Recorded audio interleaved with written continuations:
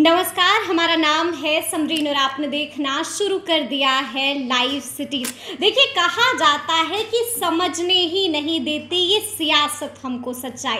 कभी आईना नहीं दिखता तो कभी चेहरा नहीं दिखता। आपको मालूम है कि बिहार में इस वक्त सस्पेंस बरकरार है। सस्पेंस ऐसे तो कई बातों को लेकर चल रहा है, लेकिन बड़ा सस्पेंस बरकरार है रोहिणी आचार्य को लेकर।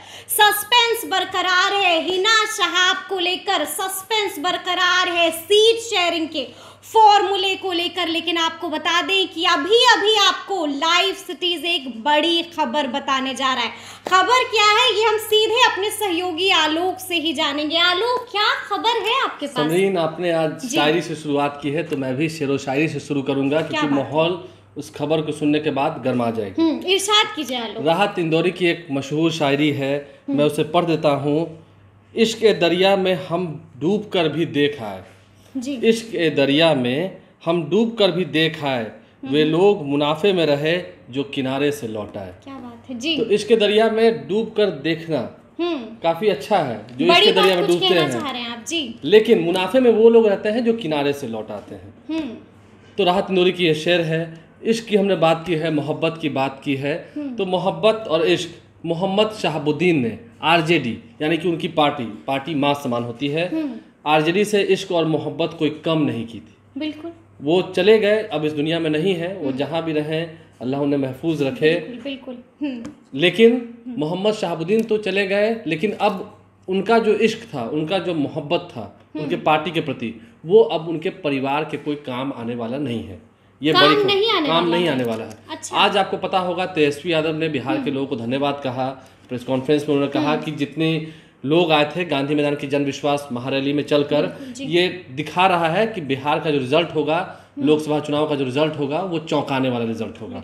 ये बात भी कह दी उन्होंने, धन्यवाद भी कहा पूरे बिहार के लोगों को। लेकिन बड़ी खबर यह है समरीन, इसके दरिया में हम भी डूब आए जी।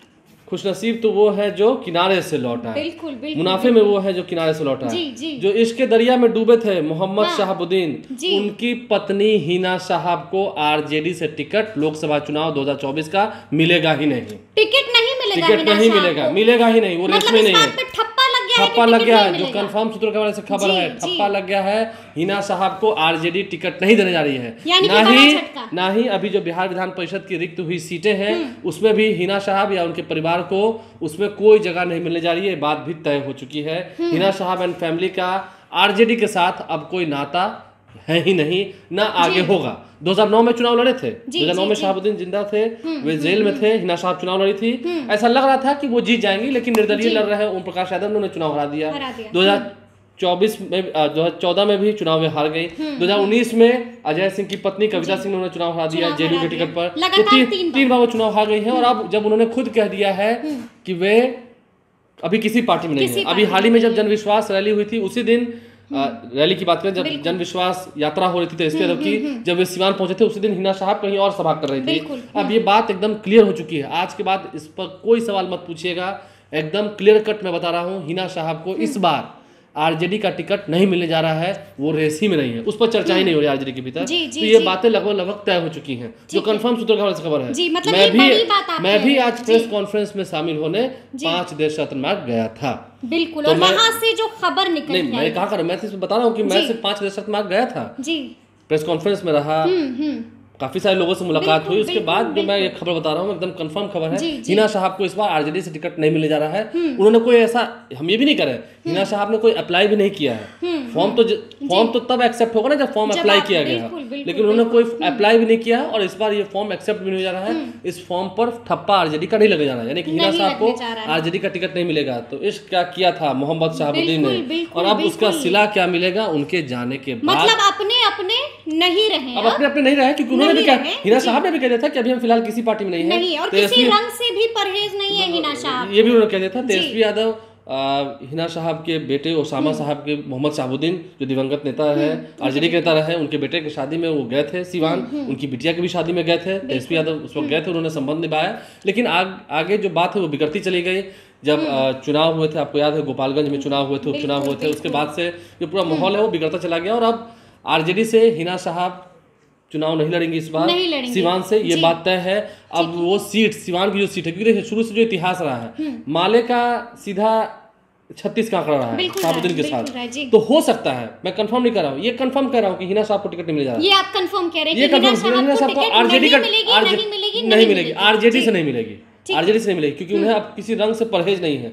हो सकता है वो रंग वाले हिना साहब को टिकट देते हैं तो अलग बात है, क्योंकि जब नीलम देवी एनडीए की ओर जा सकती हैं, अनंत सिंह की पत्नी एनडीए की ओर जा सकती हैं, चेतनानंद भी एनडीए की ओर जा सकते हैं, तो फिर कोई कहीं भी जा सकता है, कहीं भी जा सकता है, प्रहलाद यादव जा सकते हैं, असदुद्दीन ओवैसी की भी पार्टी है, AIMIM है, हालांकि बीजेपी वो भी बुलावा है। चर्चा ये भी है कि बीजेपी से वहां सिवान से मंगल पांडे चुनाव लड़ सकते हैं, इस बात की भी चर्चा है। तो देखना होगा हिना साहब आगे क्या तय करती हैं, कहाँ चुनाव लड़ती है, लेकिन आरजेडी से उनका टिकट नहीं होने जा रहा है। तो फिर किसके खाते में, महागठबंधन से वो सीट, इस बात की भी पक्की चर्चा है कि ये सिवान की सीट जो है कहीं माले को ना चली जाए, माले को ना चली जाए, आरजेडी ये सीट कहीं फिर से वापस माले को ना दे दे, क्योंकि माले की पूरी मांग है CPI-ML। बिल्कुल, आज भी हमने बातचीत की है, माले के विधायक हैं संदीप सौरभ, साफ साफ कहा है कि हमारी मांग 8 सीटों को लेकर है, उसमें एक सीट सिवान भी है, तो सिवान सीट फिर से कहीं माले को ना चले जाए। आरा भी एक डिमांड है उस सीट में, तो सिवान सीट वापस माले को दे दी जा सकती है, और उसके बाद फिर ये बातें तय हो जाएंगी कि हमारे पास सीट है नहीं तो हम दे कहां से, उनका सवाल ही नहीं उठता है। बिल्कुल बिल्कुल बिल्कुल, तो ये बातें आपने समझ लिया, बड़ा झटका लगना है।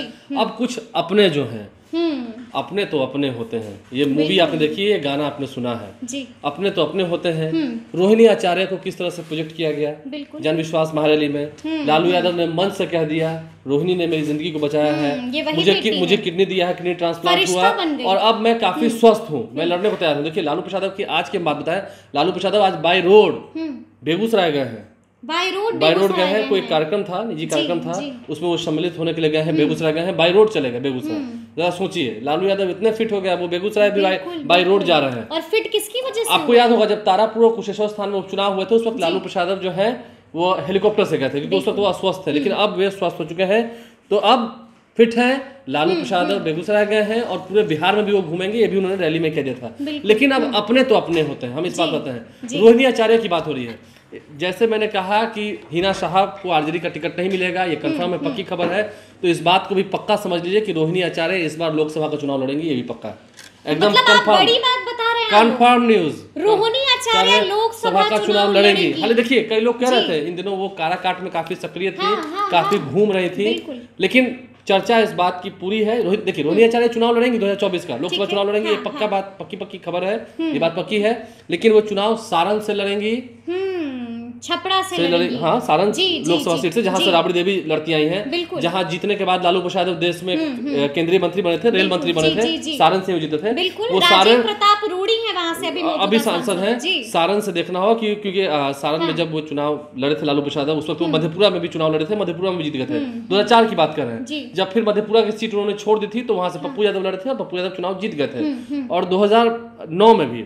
लालू प्रसाद फिर वहीं से चुनाव जीते थे, बाद में फिर राबड़ी देवी वहां से चुनाव लड़ी, चुनाव में हार गई, चंद्रिका राय चुनाव लड़े, चंद्रिका राय भी चुनाव हार गए, तो अब ये खबर है रोहिणी आचार्य चुनाव लड़ेंगी, सारण से चुनाव लड़ सकती हैं, इस बात की पक्की खबर है। मीसा भारती भी चुनाव लड़ेंगी, देखना चुनाव, क्योंकि 2 बार वो चुनाव लड़ी हैं, पाटलिपुत्र लोकसभा से चुनाव लड़ी हैं, रामकृपाल यादव इस चलते ही 2014 की बात कर रहे हैं, जब मीसा भारती 2014 में जब मीसा भारती के नाम का ऐलान हुआ था, रामकृपाल यादव उस वक्त आरजेडी में ही थे, लालू प्रसाद के हनुमान कहते थे, लेकिन रामकृपाल यादव का मोह भंग हुआ, वो बीजेपी में आए, बीजेपी ने टिकट दिया, चाचा ने भतीजी को हरा दिया 40,000 वोट से, फिर 2019 में चुनाव हुए, फिर 40,000 वोट से हार हुई, बीच में संभावनाएं हो रही थी, मीसा भारती ने ये तक लोगों को कहना शुरू कर दिया था कि क्या इस बार जब नीतीश जी हमारे साथ आ गए, यानी कि महागठबंधन की सरकार बन गई है, तो क्या 40,000 का मार्जिन कवर नहीं होगा, आराम से हो जाएगा।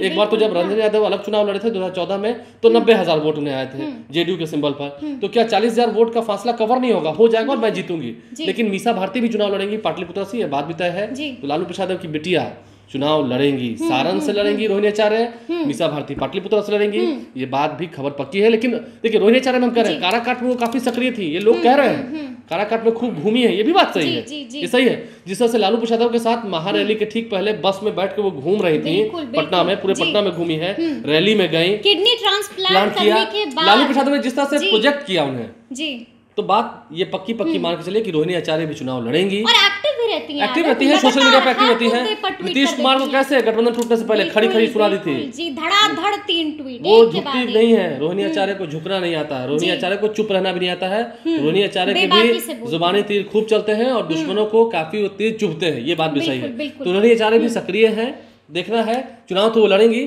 सारण से ही लड़ेंगी या फिर मिजाज लास्ट मोमेंट पर कहीं बदलता है, लेकिन हाँ चुनाव तो वो लड़ेंगी, ये बात भी तय है। और हिना साहब को टिकट आरजेडी का नहीं मिले जा रहा है, ये कोई सवाल ही नहीं उठता है।